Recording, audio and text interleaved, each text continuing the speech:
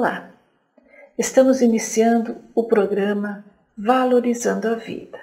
Este programa que leva até você assuntos relacionados com a saúde, a espiritualidade e o espiritismo.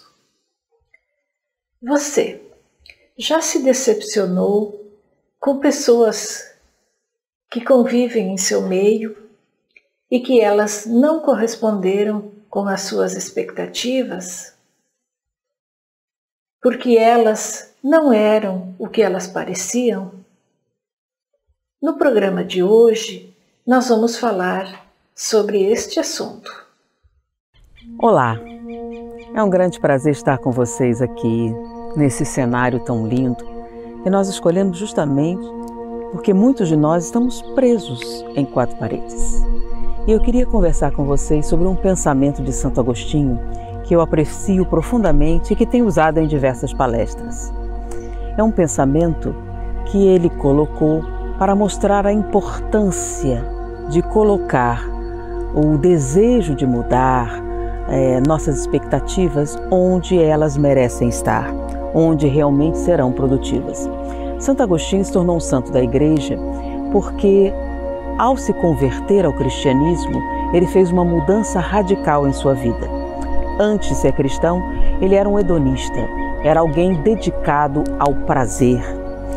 E após a conversão, ele mudou radicalmente o comportamento, passando a praticar a castidade e uma série de outros valores cristãos. Essa mudança foi tão significativa que chamou a atenção dos seus pares, da sociedade.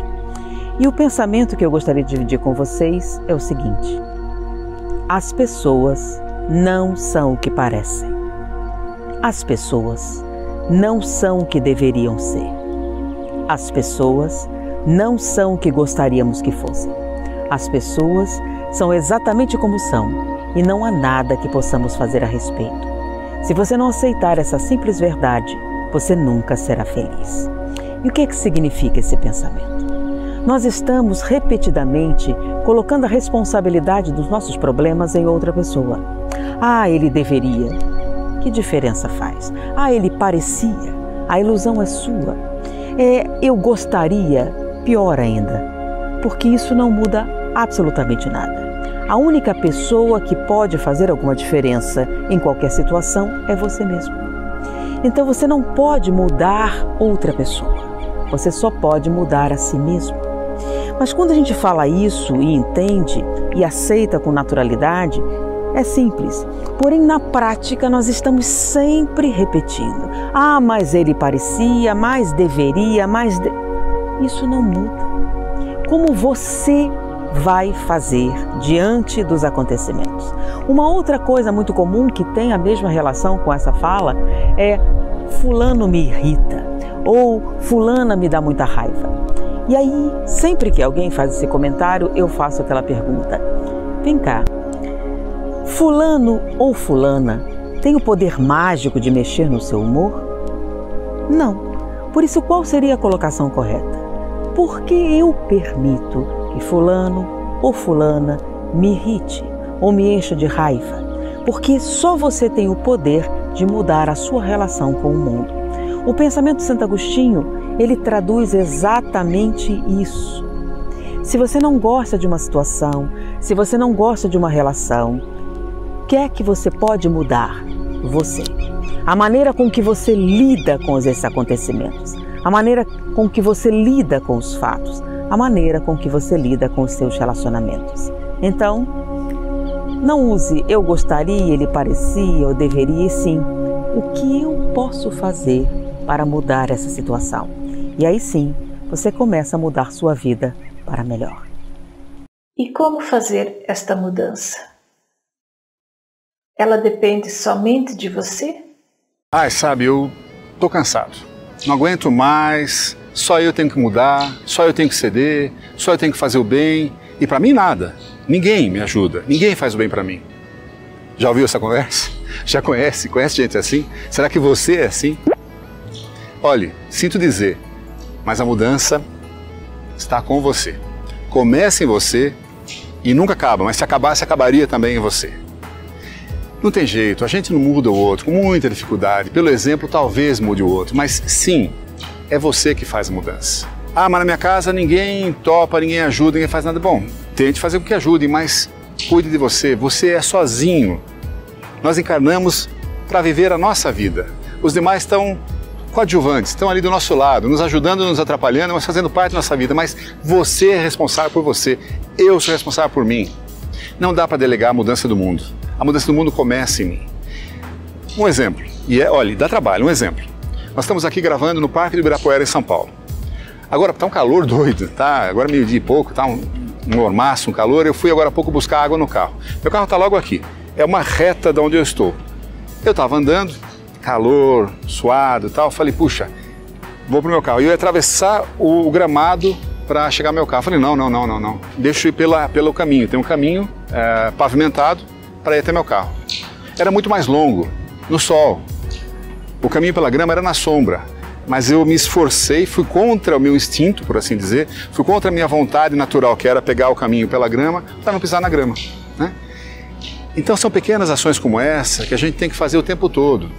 Nos corrigirmos em cada pequena coisa, né? Assim a gente muda o mundo, assim a gente muda tudo, dependendo de cada um de nós. É não jogar o pé no chão, é não falar uma coisa que agrida, é prestar atenção nos pensamentos. Tudo isso faz a diferença. É no trânsito, é na casa, é na escola, no trabalho, em toda parte. Então, não sei se eu sinto dizer ou se eu fico feliz em te dizer, mas a mudança começa por você, a mudança continua em você e a mudança só acontecerá por sua causa, por conta de você. Como mudar a si mesmo? Uma das grandes questões, não só do espiritismo, não só dos espíritos, mas de todo mundo. Supondo que você já tenha decidido arrumar a casa, mudar a sua vida, mudar a si mesmo, a pergunta é, como é que eu faço para mudar a mim mesmo?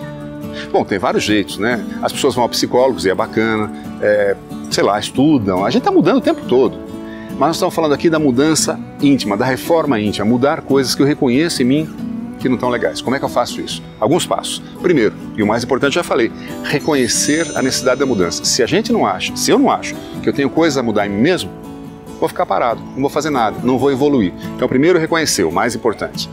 O segundo é ter coragem. Por quê? Porque você vai tomar atitude, você vai mudar comportamento que teve durante muito tempo. E talvez isso desagrade algumas pessoas do seu grupo. Talvez até você mude as suas amizades, seus relacionamentos. Quer um exemplo? Digamos que você fizesse muita piada preconceituosa, você decide mudar isso. E os caras que curtem esse tipo de piada falam, ficou bobo agora? Pô, parou de beber, ficou caretão. Tem que ter coragem para tomar essas posturas. Terceiro, persistência. Não desista, porque toma tempo. Você está mudando um hábito que vem de centenas, quem sabe milhares de anos, de várias encarnações. Toma um tempinho, vai fundo, você consegue mudar. Quarto, honestidade. Honestidade com quem? Consigo mesmo.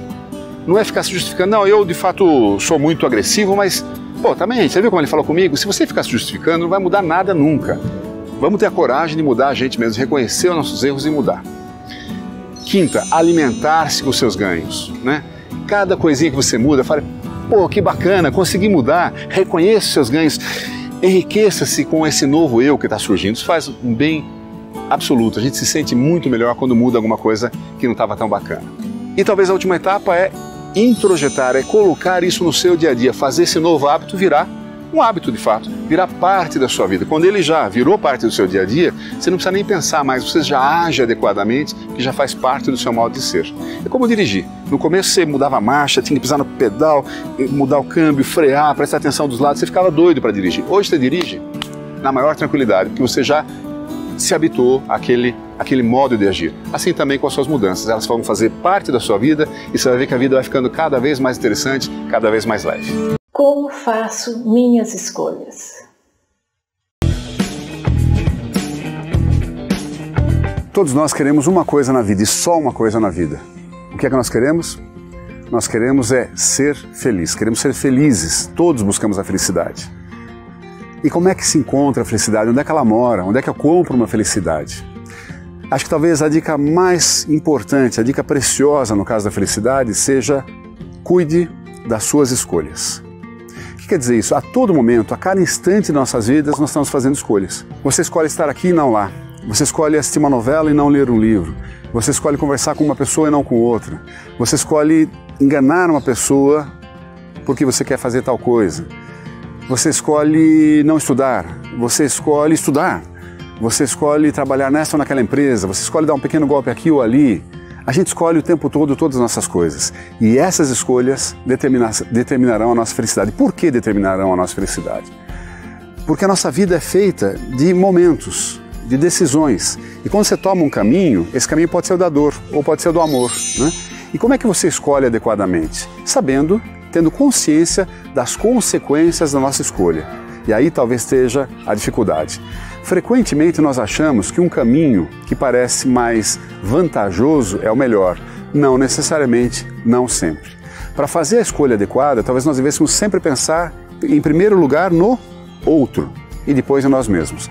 Essa escolha que eu vou fazer agora, essa decisão que eu vou tomar agora, esse caminho que eu vou seguir agora, é bom para as demais pessoas? Ajuda os que estão na minha volta, no meu entorno?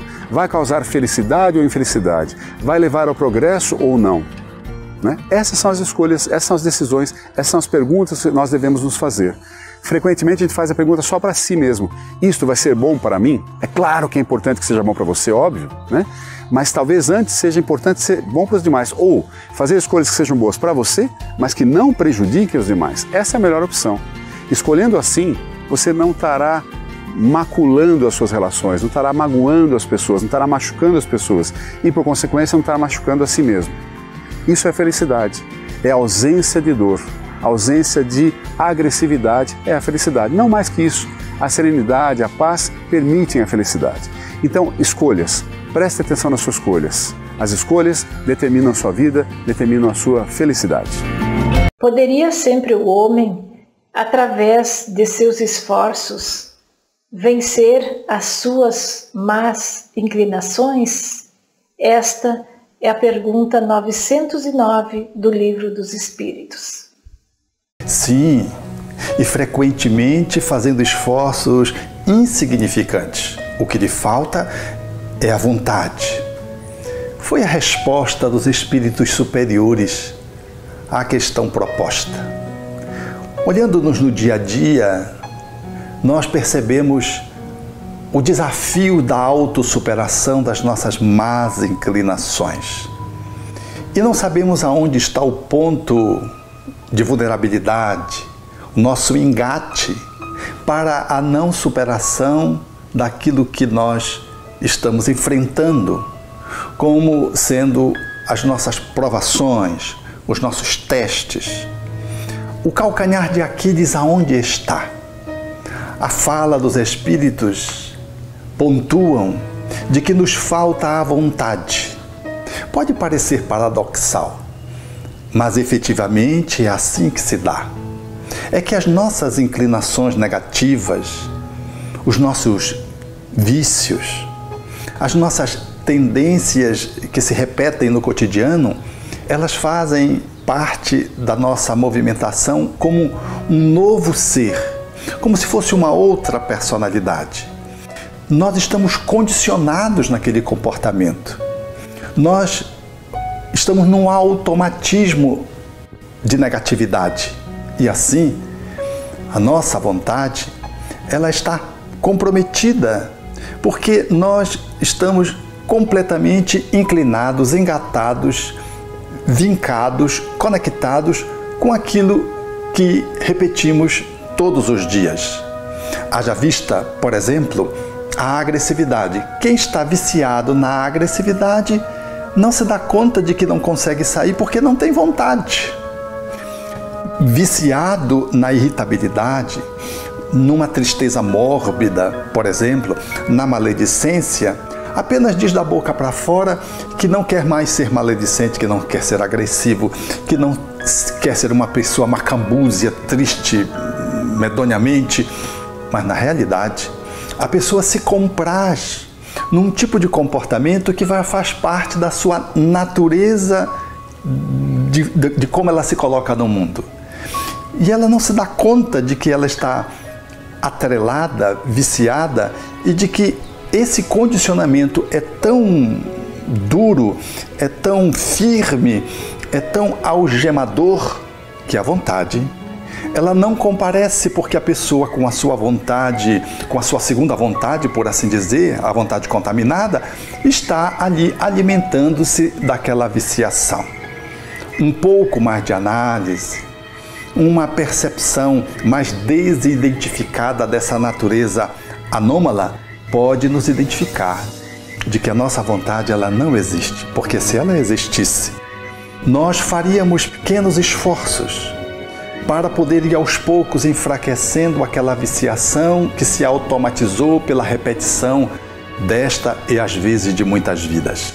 Como quem faz uma fisioterapia para rearticular o músculo, reativar a hipotrofia de um músculo para lhe devolver a naturalidade, nós precisamos todos os dias, com uma vontade pequena que seja, começar a estabelecer esforços que vão restaurando aos poucos a nossa natureza conectada com o divino, que nós nos perdemos ao longo do tempo. E esse esforço repetido restaurará a nossa possibilidade de nos colocarmos no mundo vencendo as nossas más inclinações. Portanto, uma decisão da vontade e pequenos esforços repetidos, eles vão alterando aos poucos aquilo que se instalou e que conspira contra a nossa felicidade. Na questão 919 do Livro dos Espíritos, nós encontramos a pergunta: qual o meio prático e mais eficaz que o homem tem de se melhorar ainda nesta vida, resistindo à atração do mal? Um sábio da antiguidade vô-lo disse: conhece-te a ti mesmo. Nesta mesma questão, encontramos outra pergunta: como se conhecer? Santo Agostinho relata a forma como devemos fazer para nos conhecer. Acompanhem.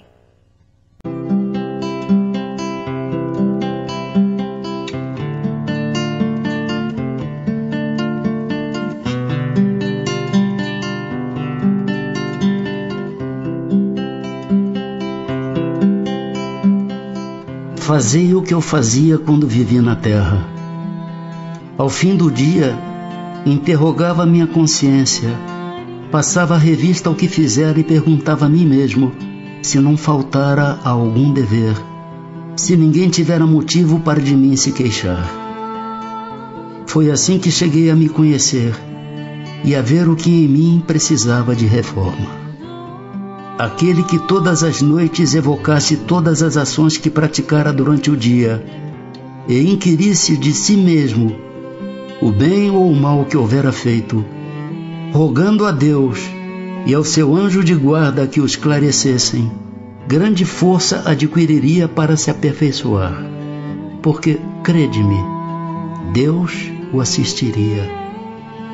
Dirigi, pois, a vós mesmos perguntas, interrogai-vos sobre o que tendes feito e com que objetivo procedestes em tal ou qual circunstância, sobre se fizestes alguma coisa que feita por outrem censurarias, sobre se obrastes alguma ação que não ousarias confessar. Perguntai ainda mais: se aprovesse a Deus chamar-me neste momento, teria que temer o olhar de alguém ao entrar de novo no mundo dos espíritos, onde nada pode ser ocultado? Examinai o que pudestes ter obrado contra Deus, depois contra o vosso próximo e finalmente contra vós mesmos. As respostas vos darão ou o descanso para a vossa consciência ou a indicação de um mal que precise ser curado. O conhecimento de si mesmo é, portanto, a chave do progresso individual. Mas direis: como há de alguém julgar-se a si mesmo? Não está aí a ilusão do amor próprio para atenuar as faltas e torná-las desculpáveis? O avarento se considera apenas econômico e previdente. O orgulhoso julga que em si só há dignidade. Isto é muito real. Mas tendes um meio de verificação que não pode iludir-vos. Quando estiverdes indecisos sobre o valor de uma de vossas ações, perguntai como a qualificarias se praticada por outra pessoa. Se a censurais noutrem, não na podereis ter por legítima quando fordes o seu autor, pois que Deus não usa de duas medidas na aplicação de sua justiça. Procurai também saber o que dela pensam os vossos semelhantes, e não desprezeis a opinião dos vossos inimigos, porquanto esses nenhum interesse têm em mascarar a verdade, e Deus muitas vezes os coloca ao vosso lado como um espelho, a fim de que sejais advertidos com mais franqueza do que o que faria um amigo. Indague consequentemente a sua consciência. Aquele que se sinta possuído do desejo sério de melhorar-se, a fim de extirpar de si os maus pendores, como do seu jardim arranca as ervas daninhas. Dê balanço no seu dia moral, para, a exemplo do comerciante, avaliar suas perdas e seus lucros, e eu vos asseguro que a conta destes será mais avultada que a daquelas.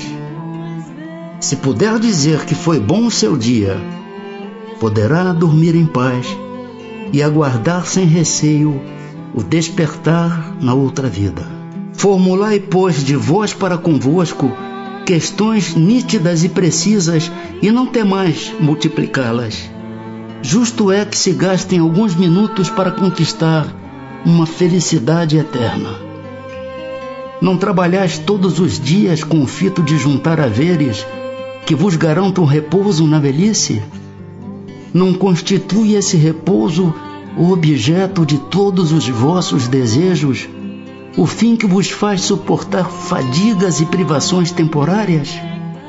Pois bem, que é esse descanso de alguns dias, turbado sempre pelas enfermidades do corpo, em comparação com o que espera o homem de bem? Não valerá este outro a pena de alguns esforços? Sei haver muitos que dizem ser positivo o presente e incerto o futuro. Ora, esta é exatamente a ideia que estamos encarregados de eliminar do vosso íntimo, visto desejarmos fazer que compreendais esse futuro, de modo a não restar nenhuma dúvida em vossa alma. Por isso foi que primeiro chamamos a vossa atenção por meio de fenômenos capazes de ferir-vos os sentidos, e que agora vos damos instruções que cada um de vós se acha encarregado de espalhar. Com esse objetivo é que ditamos o Livro dos Espíritos. Santo Agostinho. Com esta linda mensagem de Santo Agostinho, deixamos para que cada um de vocês faça a sua reflexão. Fiquem com Deus e até a próxima.